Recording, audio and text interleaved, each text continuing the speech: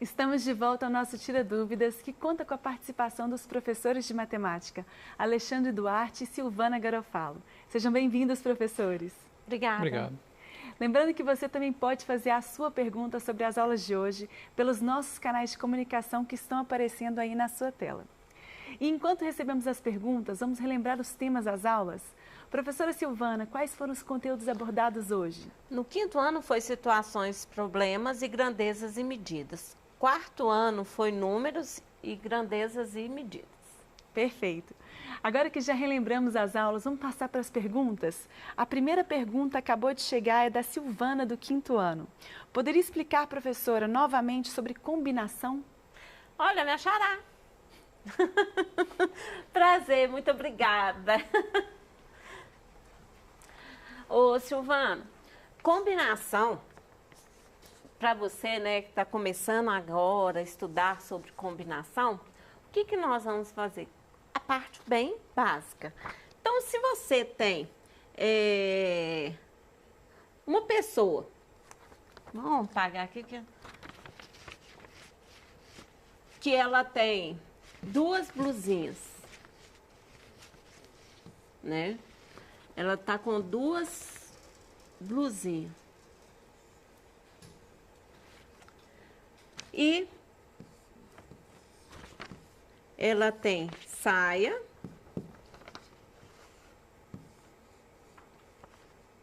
tem short. Ficou bonito, não ficou, Alexandre? Tá bom, tá ótimo. Ficou muito bonitinho. Eu já falei, para desenhar eu sou avacalhadinho. Nossa, que calcinha mais quadrada. E três roupas, né, na parte de baixo, né, que aí vai saia, short e calça. Como que eu posso combinar? O jeito mais rápido para você combinar isso é como? É exatamente fazendo a multiplicação. Quantas blusas eu tenho? Duas. Quantas partes, né? Quantas roupas da parte de baixo eu tenho? Três. Então, basta multiplicar 3 vezes 2, 6. Então, eu tenho 6 combinações. Que eu até lembro que na aula eram poucas roupas, não era, Gabi? Verdade, professora. Que eu falei assim, nossa, e eu fazendo uma mala enorme.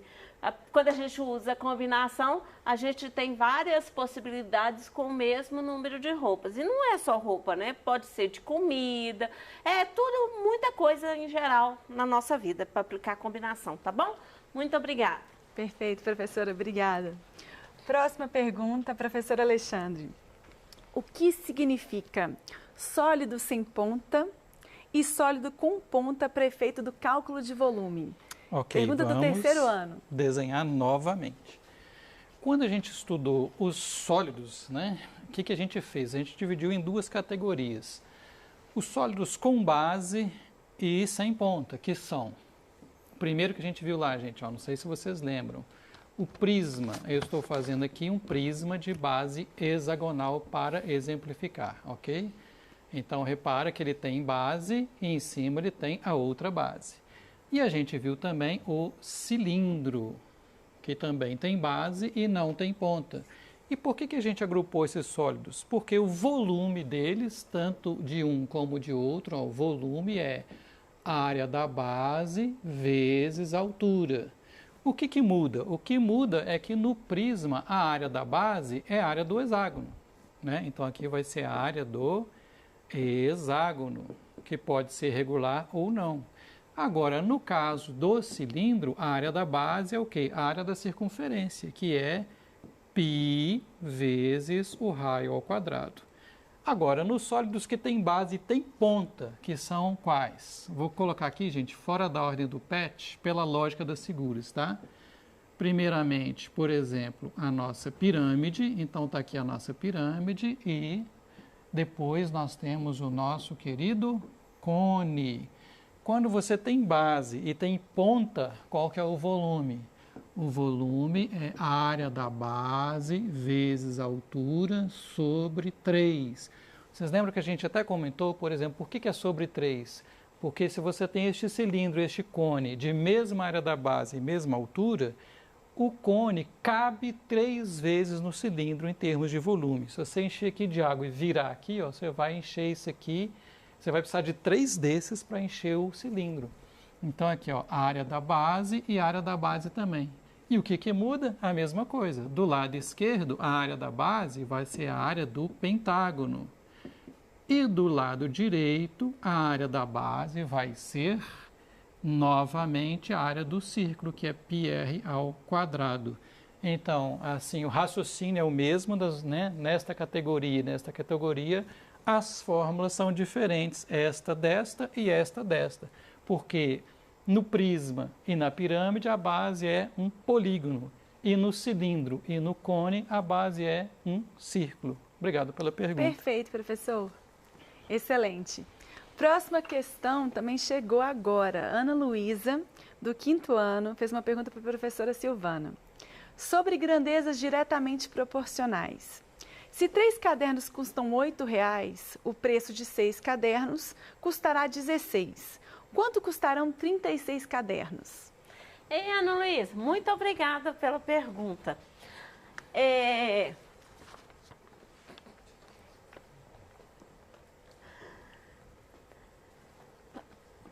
Eu tenho 3 cadernos, certo? E que custa R$ 8,00, tá bom? Como que fica? 6 cadernos? Você falou que é?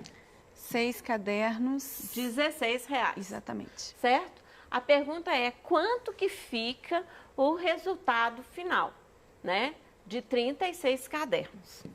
Isso aí é uma pergunta até do PET mesmo, né? Então, olha, primeiro, você vai ver se é grandeza proporcional, né? Para a gente aplicar uma conta mais rápida em questão de uma multiplicação simples. O que é grandeza diretamente proporcional? É quando a gente impulsiona, né? Que a gente faz a variação de uma grandeza, ela impulsiona a outra na mesma razão, ou seja, no mesmo valor. Então, olha aqui.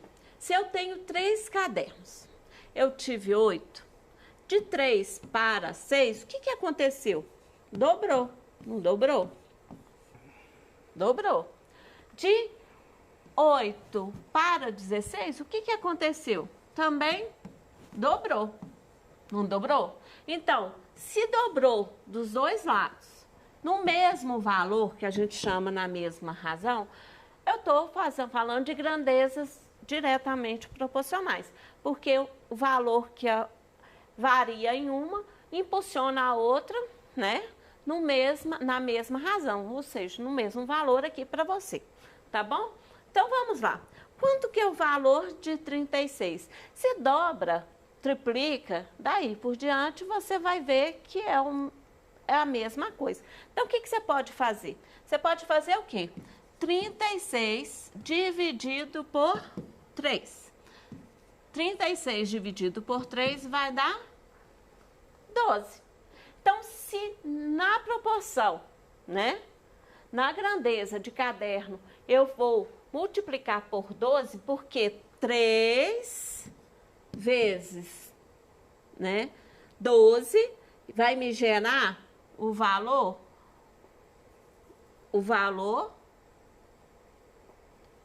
36. Então, 3 vezes 12 me gerou o valor 36. Então, eu vou fazer no mesmo lado a mesma coisa. Quanto que vai ficar?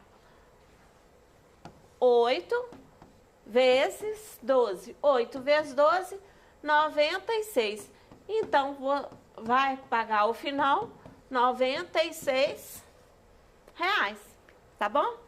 Muito obrigada. Perfeito, professora. Fica aí que a próxima é sua também. Qual é o resultado da conta de 240 dividido por 15? Pergunta do Jean Levi, do 5º ano da Escola Estadual Helena Pena. Isso. Ô, Jean Levi, tá aí no...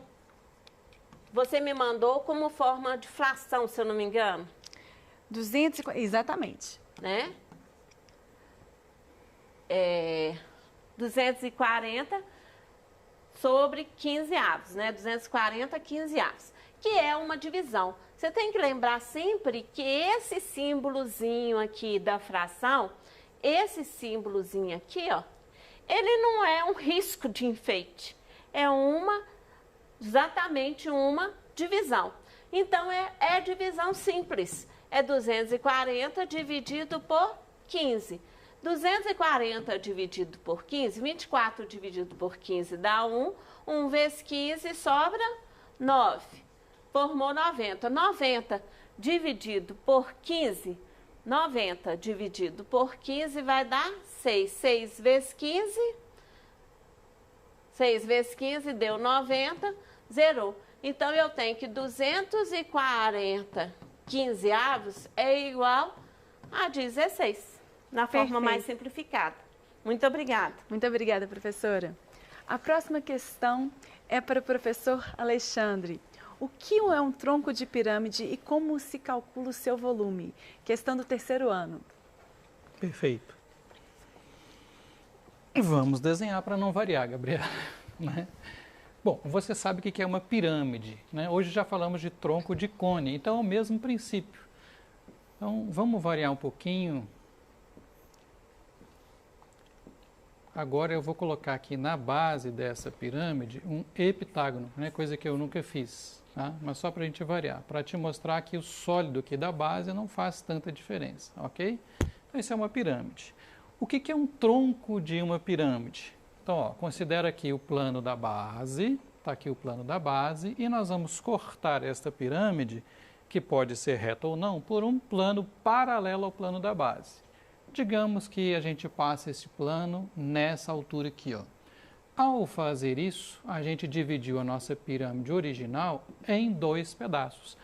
A parte de cima ainda é uma pirâmide, né? É como se fosse uma miniatura da parte de baixo. De fato, é proporcional.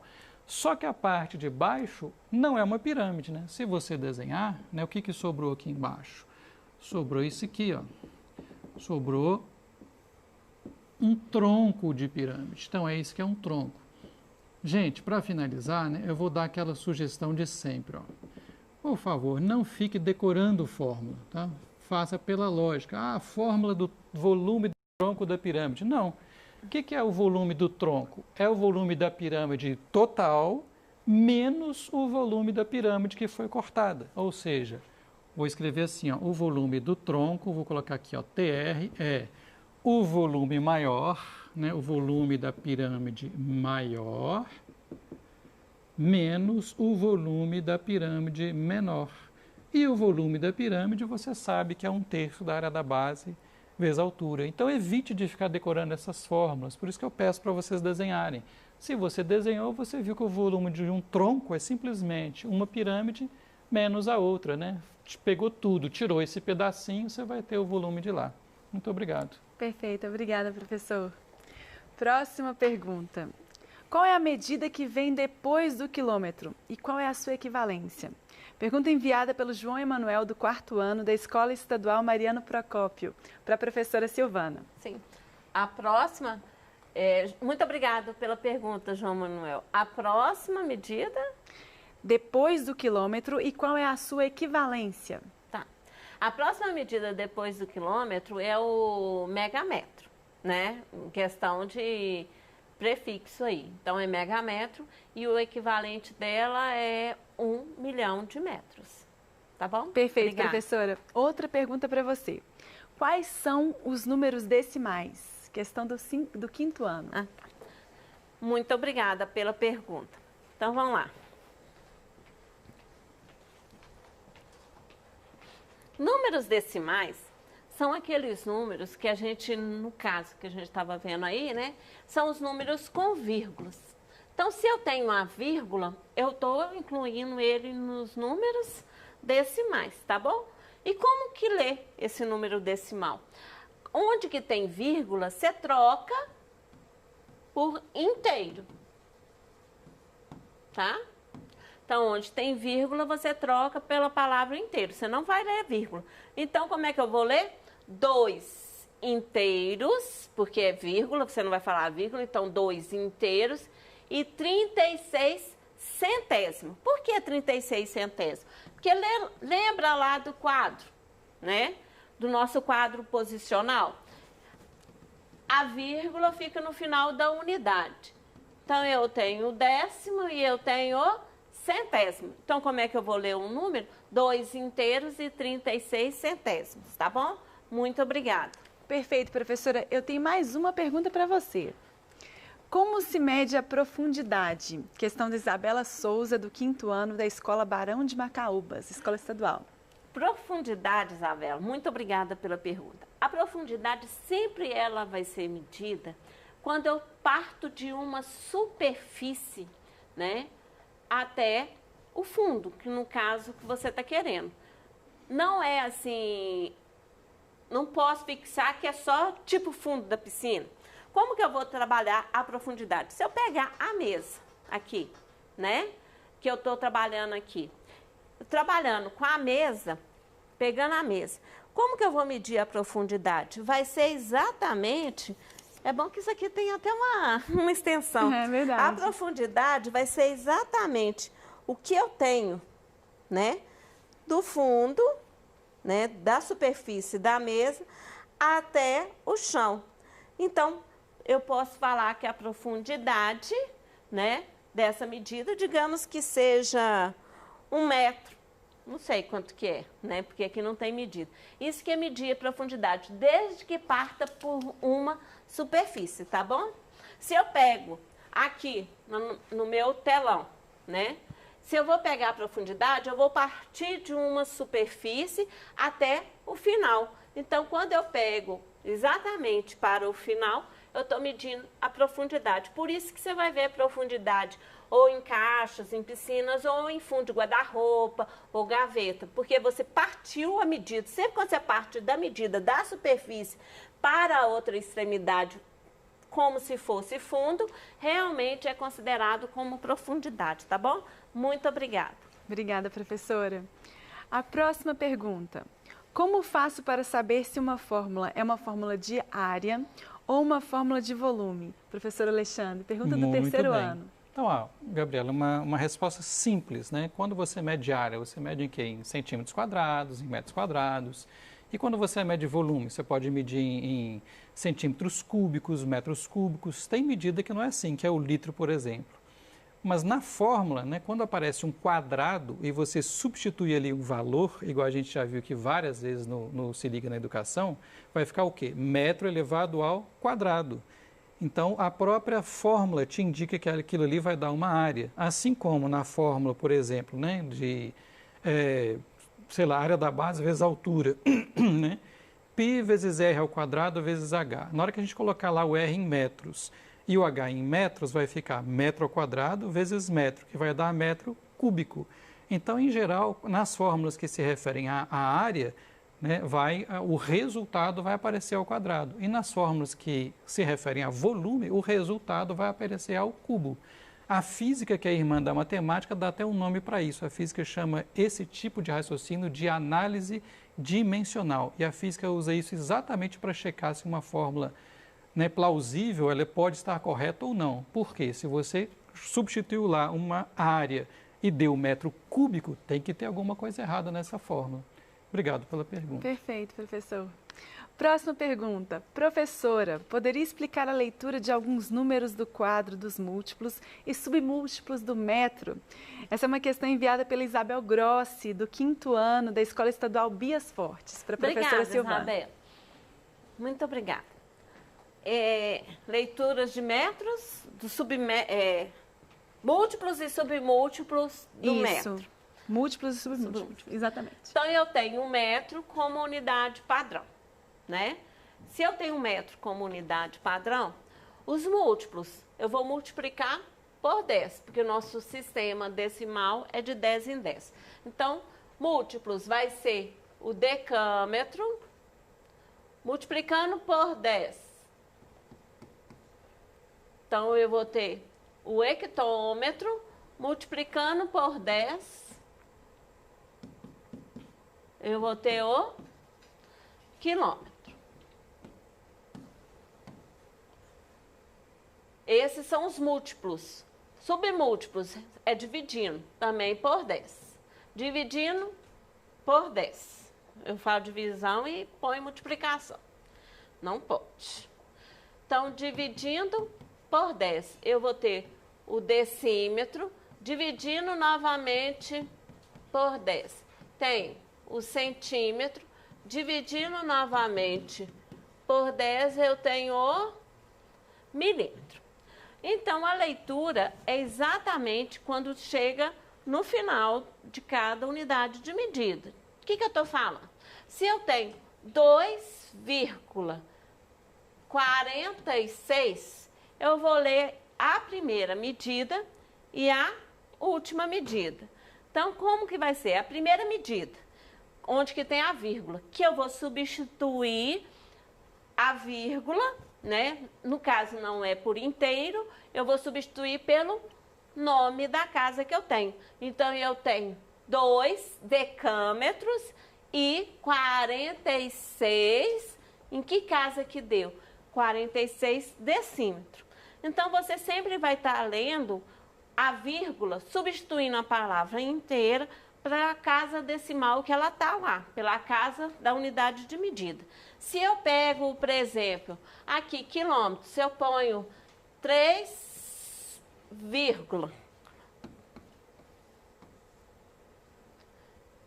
onde que tem a vírgula, eu vou substituir pela casa do sistema da unidade de medida que ela está.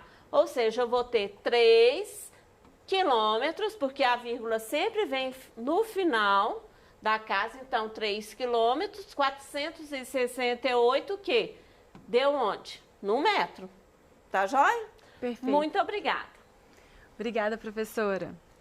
Próxima pergunta é para o professor Alexandre. Vou apagar o quadro aqui. Qual a fórmula do volume do cilindro oblíquo? Questão do 3º ano. Então, primeiro, o que é um cilindro oblíquo, né? Gente, eu brinquei com vocês para vocês guardarem. Um cilindro reto é o cilindro que está em pé. Então, por exemplo, eu estou em pé. Esse aqui seria o Alex reto. E esse aqui vai ser o Alex oblíquo. Então, o cilindro oblíquo é o cilindro que está, entre aspas, deitadinho assim, ó. Porém, a fórmula é a mesma, não muda. Então, vamos lembrar daquela história, ó. Aqui é a área da base e aqui é a área da base também. Aqui, ó, a altura e aqui a altura. Então, guarda aí, por favor. Se você tem um sólido com base, né, e sem ponta, então, no caso, 2 bases, qual que é o mesmo volume? O volume é a área da base vezes a altura. Ah, mas o cilindro de lá está deitado. Não, mas tudo bem, é a altura. A diferença é que no cilindro de lá, a altura ela não vai do centro de uma base até o centro da outra base, né? Porque aqui está torto. A altura vai estar sempre o quê? Perpendicular ao solo, beleza? E para completar, né, como em ambos os casos a base é um círculo, qual que é a mesma área do círculo? Π vezes r ao quadrado. Então, olha a pergunta que eu acabei de responder, ó. A área, a unidade está ao quadrado, o π você não vai substituir, metro ao quadrado. Na hora que você multiplicar, por exemplo, metro ao quadrado vezes metro, esta resposta aqui, se as unidades estiverem em metros, vai estar em metros cúbicos. Calculando um volume. Área em metros quadrados, vezes outra coisa que está em metros, vai nos dar uma resposta em metros cúbicos. Obrigado, Gabi. Obrigada, professor. Bom, vamos fazer um pequeno intervalo para tomar aquele fôlego. Aproveite e participe do Tira Dúvidas de Matemática, que no próximo bloco contará com a participação do professor Flávio Gomes e professor Lucas Calazans. Agradeço a presença do professor Alexandre e da professora Silvana. E você, aproveite a pausa e envie uma pergunta para o Tira Dúvidas. É só ligar no telefone fixo ou enviar uma mensagem para o nosso WhatsApp. Até já!